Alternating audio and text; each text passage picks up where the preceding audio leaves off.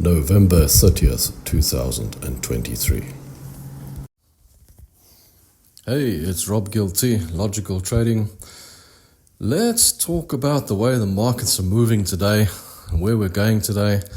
Oh, don't forget the risk disclaimer.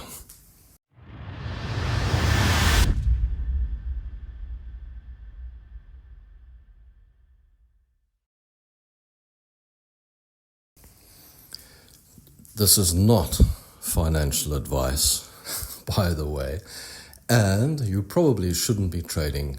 80% of traders lose money, and you probably will as well. So, don't follow what I say, because you might just go wrong.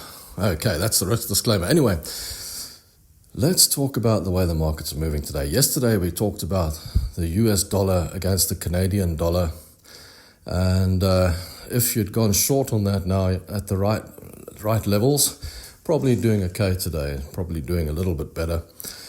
But today, I'm waiting for levels on all the indices to sort of play out. If I look at the S&P, the S&P is coming back to a level where you might want to buy, or you could wait and just see if it goes a little bit further. At this level, it might actually start to become a good purchase. But we are hitting the 1st of December, and I normally like to wait a little bit for the indices to just give me a little bit of direction of where they're going, maybe a little bit of a pullback before we go long.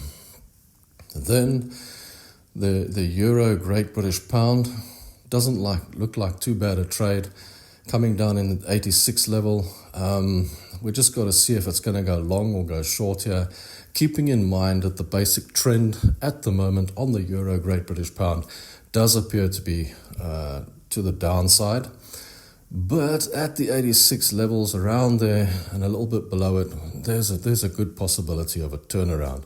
So just keep an eye on that, see what it does at the support level. If it holds the support level, maybe a good long. If it goes through, then it may be a reasonably good short as well.